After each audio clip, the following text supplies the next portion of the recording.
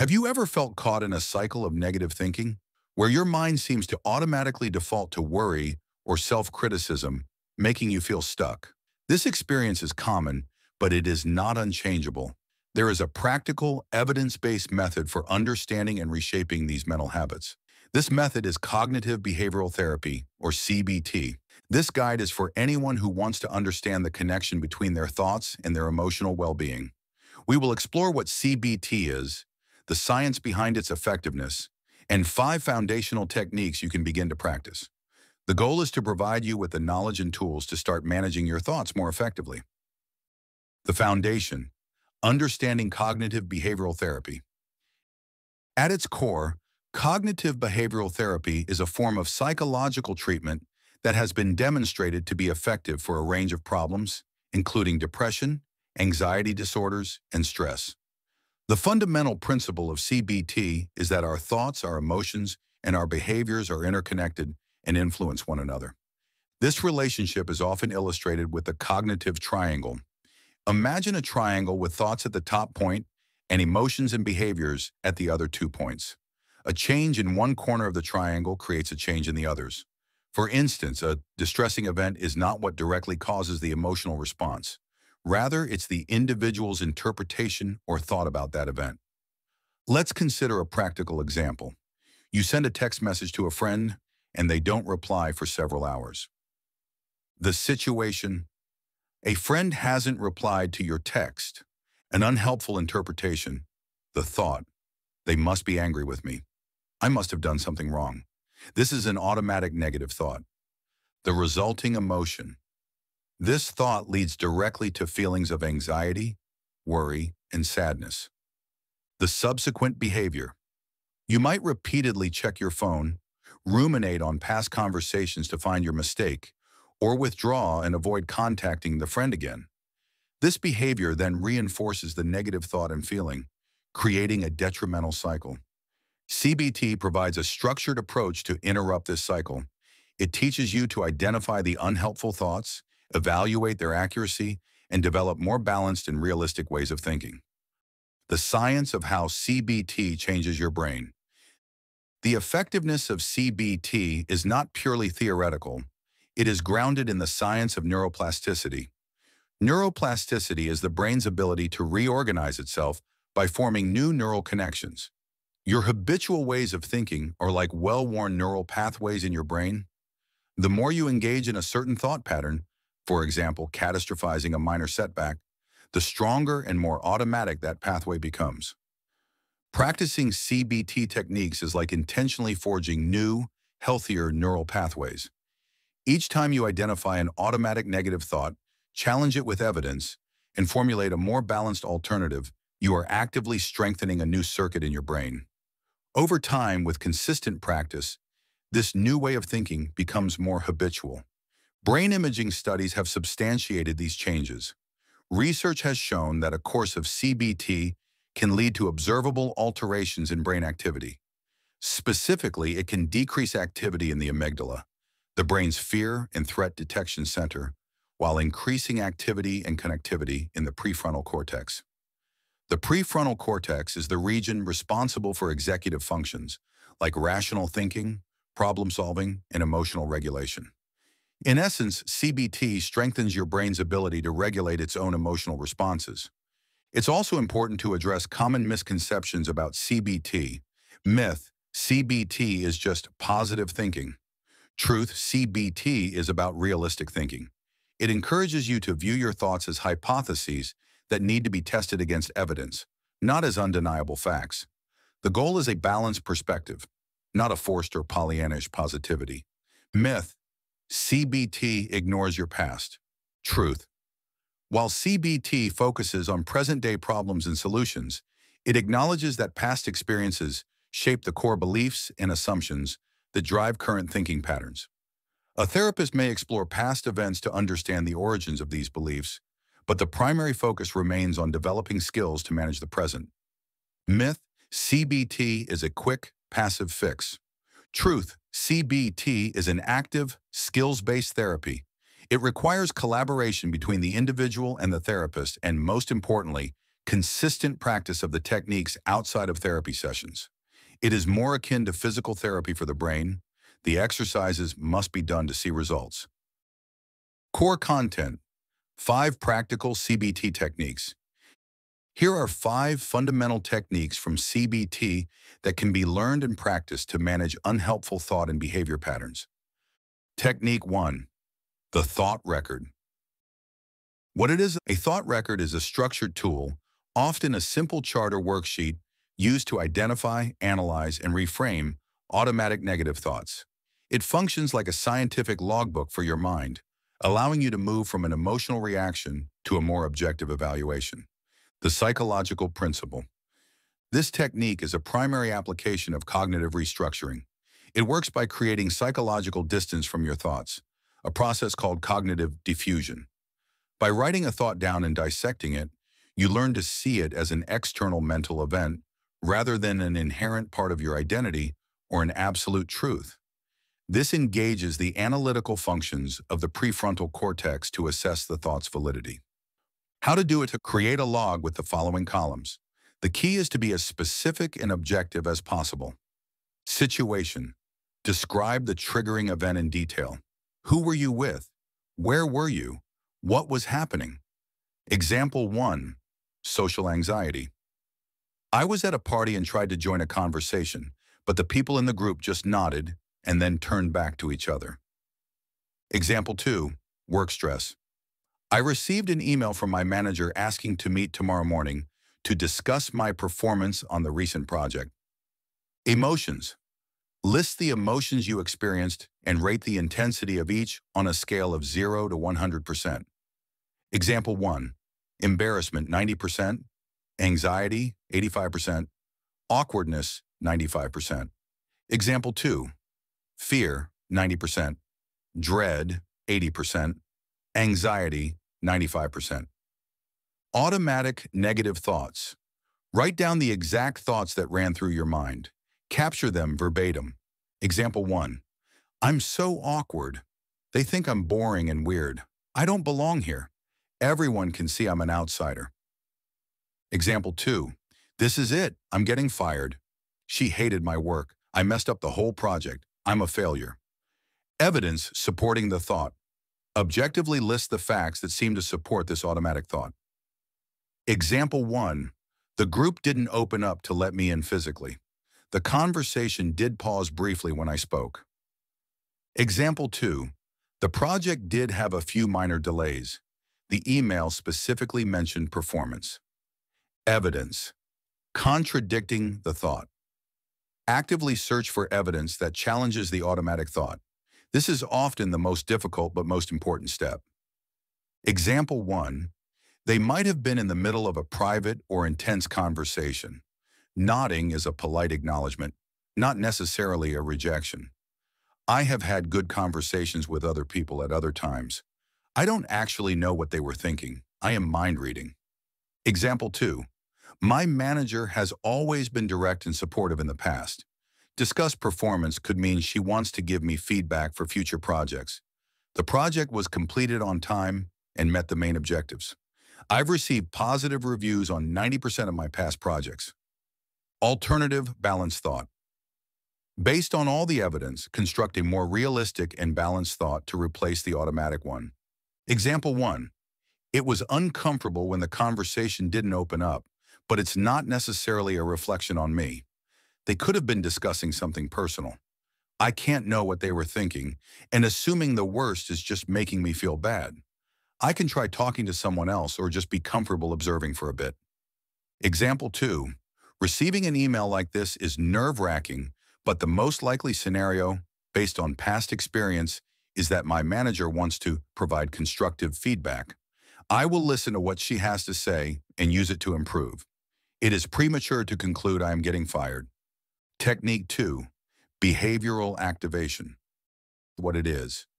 Behavioral activation is a therapeutic strategy designed to counteract the withdrawal, avoidance, and inactivity associated with depression and anxiety. Its core premise is that motivation follows action, not the other way around. It involves scheduling activities that provide a sense of pleasure or accomplishment, regardless of one's current mood. The psychological principle that depression often diminishes the positive reinforcement a person gets from their environment. By withdrawing, they create a feedback loop where a lack of rewarding experiences further lowers their mood.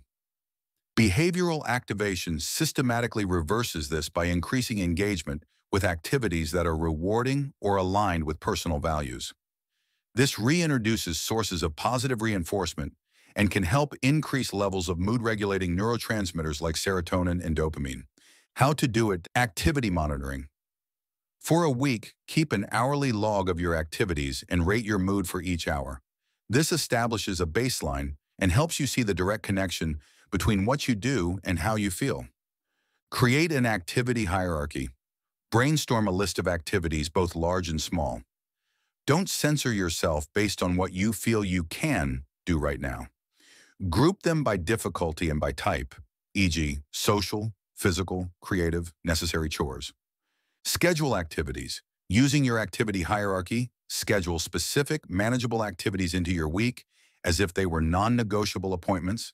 Start with activities that are low in difficulty but potentially high in reward. Instead of exercise or schedule, walk to the end of the street and back on Tuesday at 9 a.m.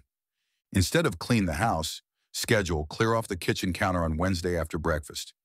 Instead of be more social, schedule text one friend on Friday and ask how they are. Follow the plan, not the mood. Execute the scheduled activity regardless of how you feel at the moment. This is the central challenge of the technique. The goal is to let your actions guide your emotions, not the reverse. Track and review. After completing a scheduled activity, rate your mood again. Also, note any sense of pleasure or accomplishment, even if it's minimal. Review your progress at the end of the week. Technique 3, cognitive rehearsal. What it is. Cognitive rehearsal is a visualization technique where you mentally practice navigating a challenging or anxiety-provoking situation successfully.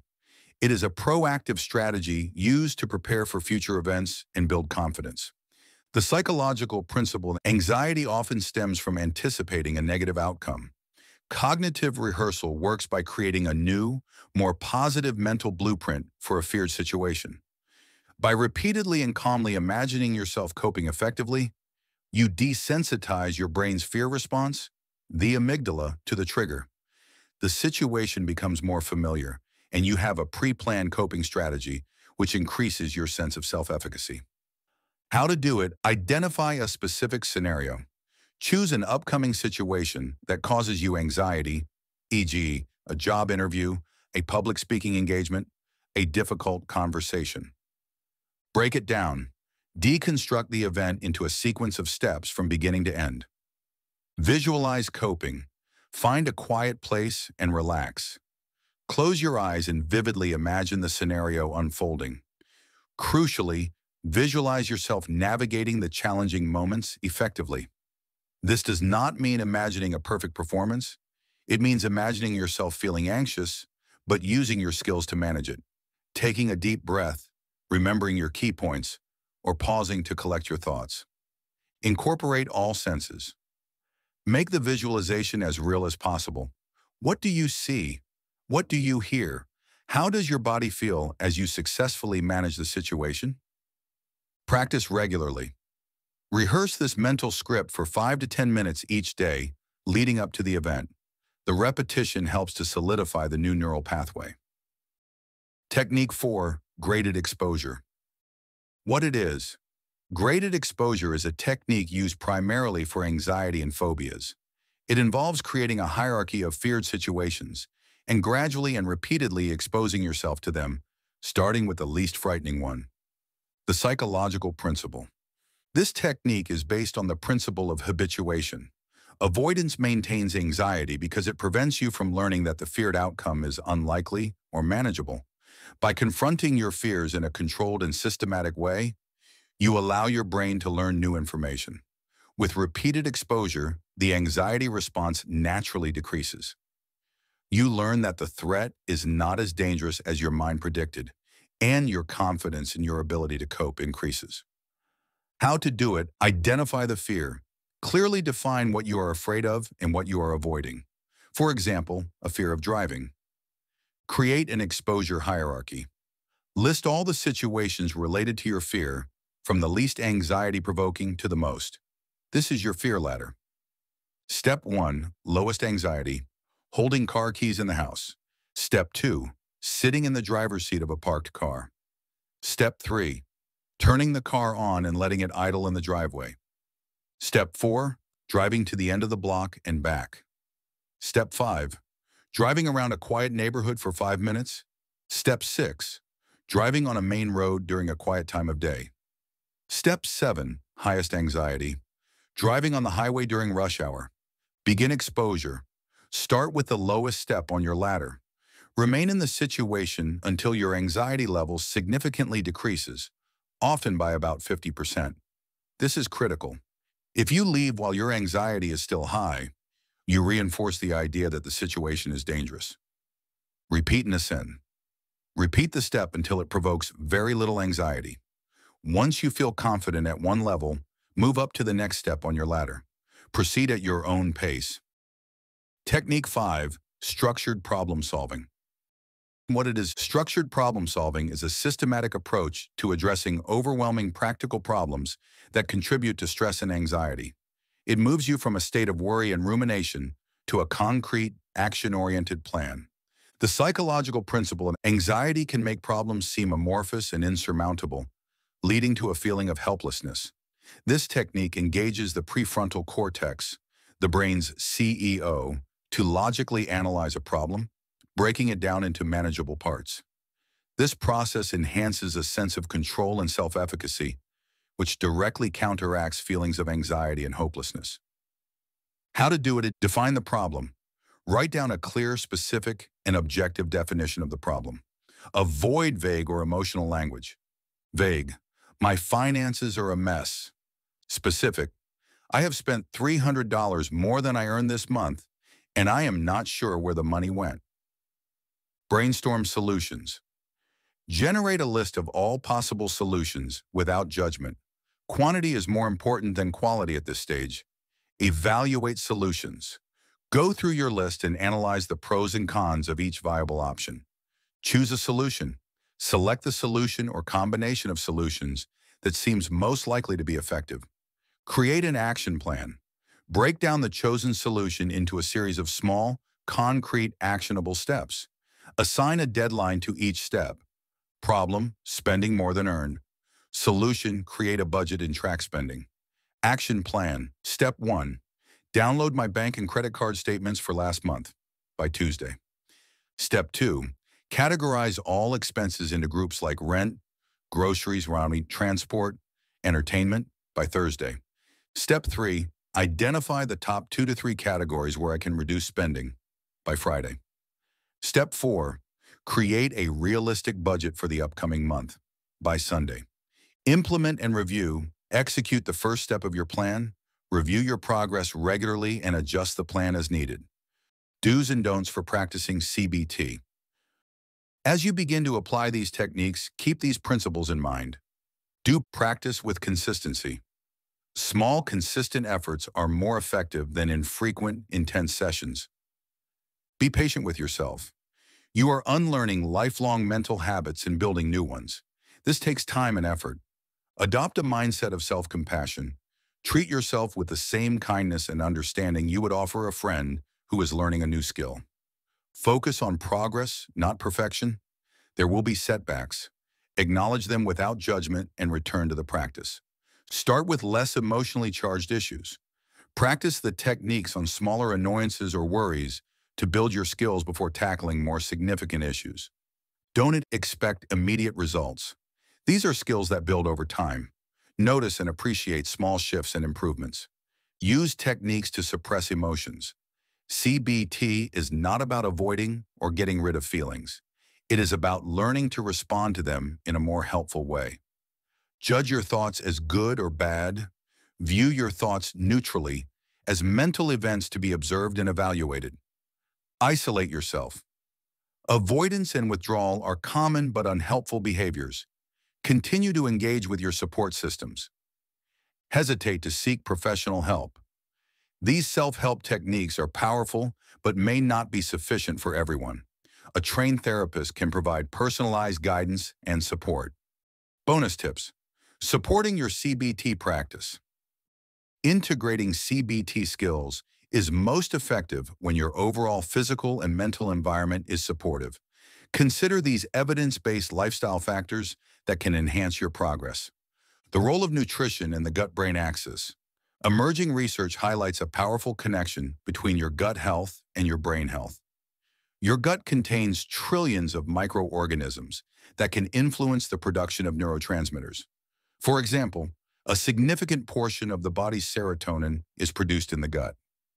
Beneficial activities. Incorporate probiotic-rich foods like yogurt, kefir, and kimchi to support a healthy gut microbiome. A diet rich in whole foods, fruits, vegetables, and healthy fats, like the Mediterranean diet, has been associated with a lower risk of depression.